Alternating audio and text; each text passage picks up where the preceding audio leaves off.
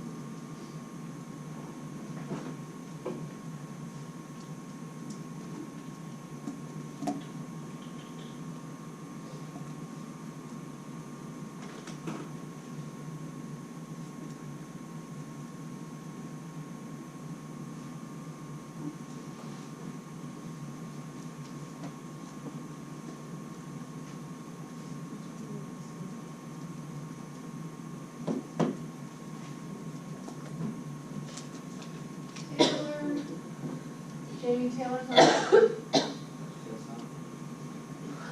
That screen's up, I'm like, isn't that?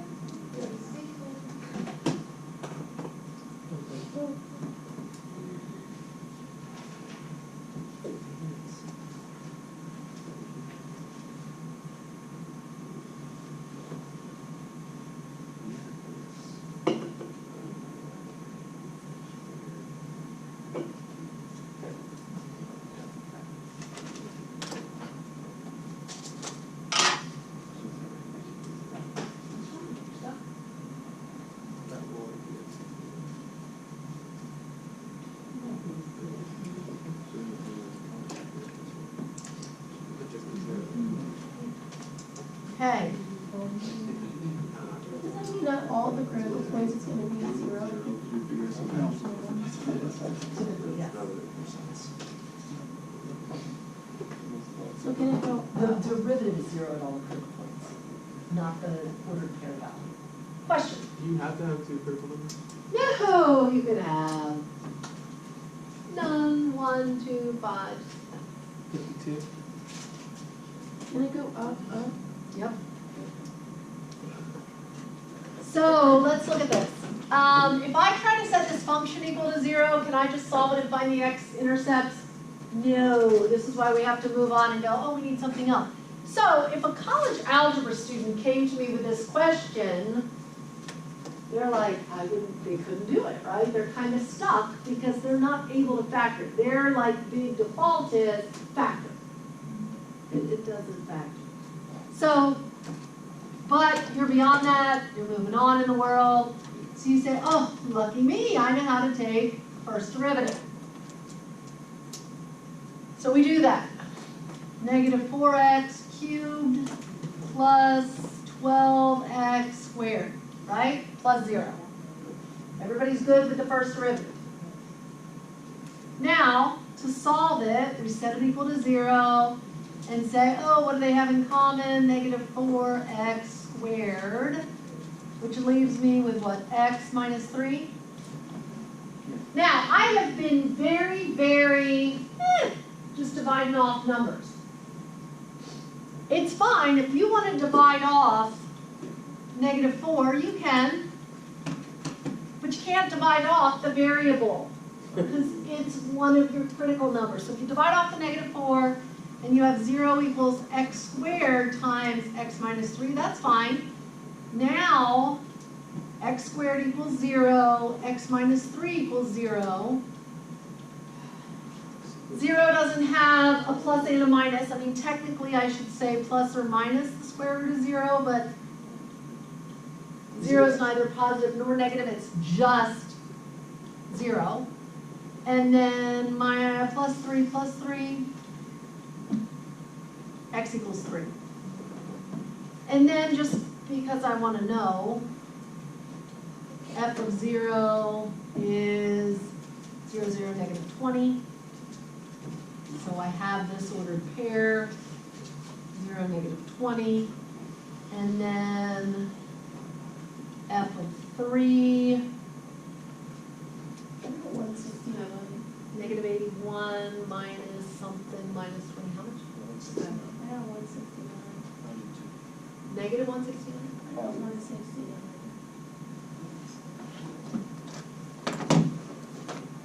Oh, because it's 3. 3 times 3 is 9 times 3, so 4 times 27 versus,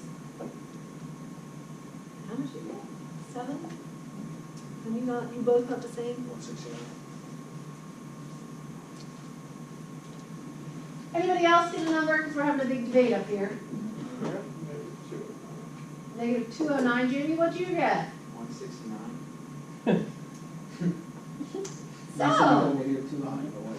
Yeah, It was a sign. I did.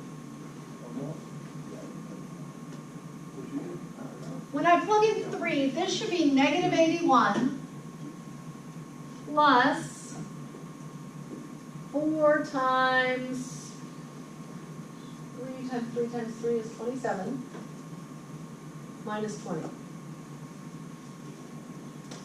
Rita is the winner. It's 7. So you have to be really careful with your arithmetic. Let's go. This negative sign, 3 to the 4th. What happens first, multiply or exponent? Exponent. So the negative 1, you know, you don't get to multiply, you don't get to take that to the 4th power. So this is negative 81 plus 4 times 27 minus 20, negative 101, and whatever this is, it all works out. So in the calculator, you can't put parentheses, negative 3. No, no, negative 3 raised to the power of 4. So this should be 7.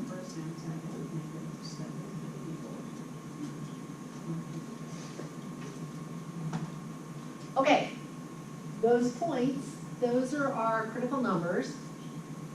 So on the number line, now this is kind of interesting. In factored form, we have x squared times x minus 3. Whether I plug in a negative value or a positive value, what happens to x squared?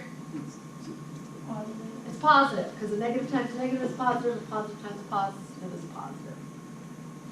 So my critical numbers, 0 and 3, these are my flat spots, because my derivative is equal to 0 here. But I want to go to the negative side of 0, so anywhere from negative infinity to 0, I want to pick a number. Negative 1 squared is positive, negative 1 minus 3 is negative, so I've got negative.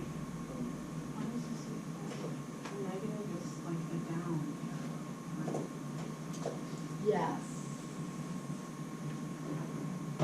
So, at 0 is the critical number, so it's 0. But wouldn't it be positive? What have we got? The book says Zero's positive, but constant. I keep getting negative. Negative, negative, negative.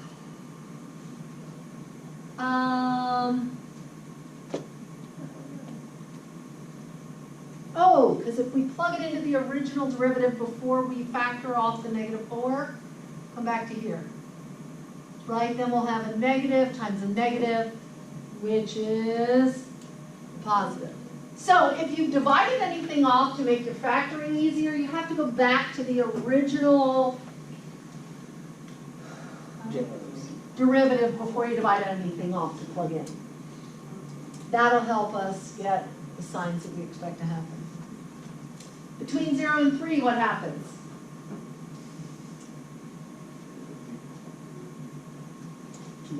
Pick a number, 2, 1, 2, whatever. 1 minus 3, 2 minus 3, that's a negative number. Negative times positive is also negative, so negative times negative is positive. I don't even know what I plugged into, but I'm getting it right. And then greater than 3, 5, when we plug in 5, we get negative 4 times 25, or negative 100, times 2 is negative 200, so negative.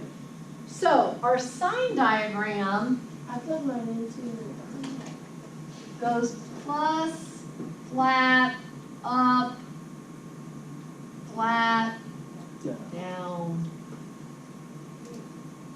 I plugged into, like when I split them off, so like 0 equals negative x plus 3, I plugged into there, and then x squared equals 0, I plugged into there. Because you kept your negative, you were better than I was. I didn't keep my negative.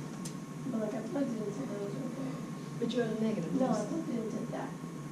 Where? Down, up, down, down, right down, right up, right there, those two, x squared equals 0, and x minus 3 equals 0. Right. I plugged it into there.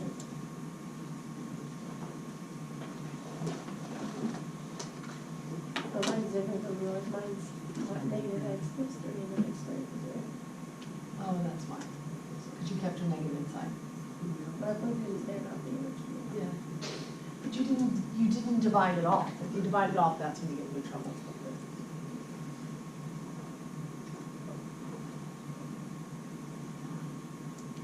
Okay. Ready? So what's picture gonna look like? So now we go to the graph. We make a graph.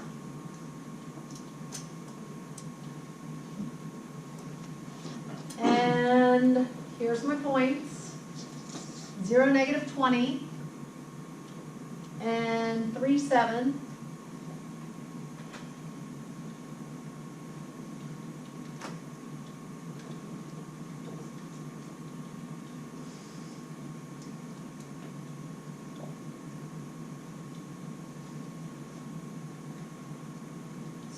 So we're saying, something like this. After the last, after the last interval, wouldn't it go back down? Wait, how? Can you just redraw it? Yes. Thanks. So 3, 7, and then this is supposed to be coming up and turn. Okay, now, what about that one? What about which one? Like going up the first time. So here, we're going up, we're coming from negative infinity, we're going up, but we don't turn and go back down because we're still going up some more. It's almost like we had to get to stop, take a little break, go up some more. Take a break, eat a snack. Yeah.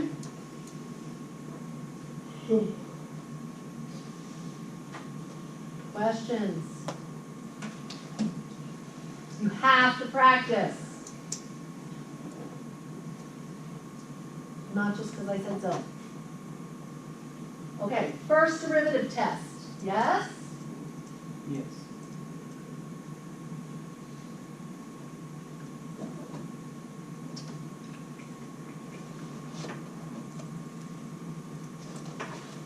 So,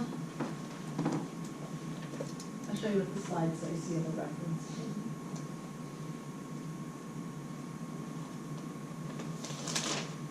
Anybody still copying? No.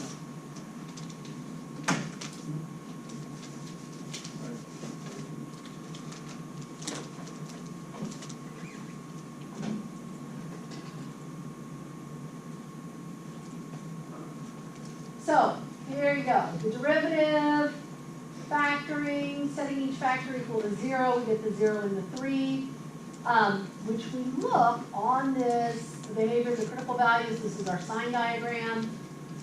So we see it's going up, flat, and then down, making 3 is a relative max. But at 0, it's just a critical number. More to come, no worries, for those of you that are like, but there's more.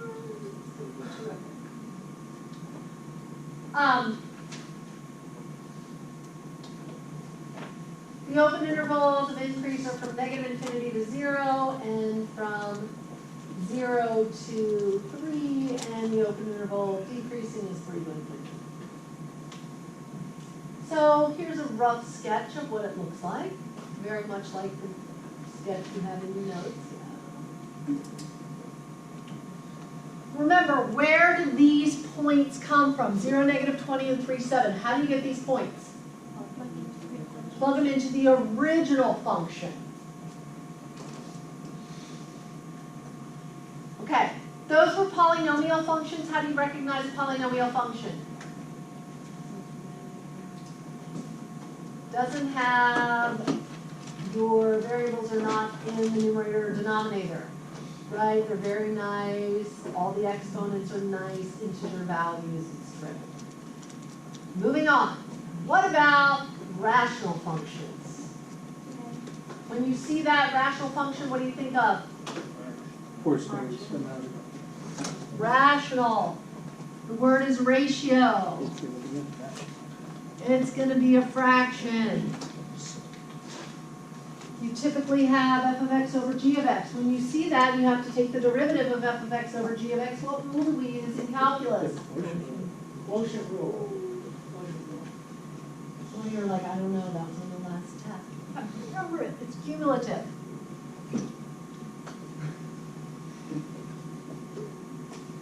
Okay, this quotient of polynomials, p of x over q of x, we graph a rational function shown at the right with its vertical asymptote is where the denominator is 0, and near which the curve becomes arbitrarily high or low, and a horizontal asymptote where the curve approaches, x approaches infinity or x approaches negative infinity. So, who can talk to me about this particular one? Where does the 2 come from? Where does the x equal 2 come from? Who recalls? Yes, sir. So x cannot equal 2 because if it equals 2, the bottom would be a 0, and you can't have a 0 in the denominator. Right, so we get vertical asymptotes by setting the denominator equal to 0. So if we set the denominator equal to 0, x minus 2 equals 0.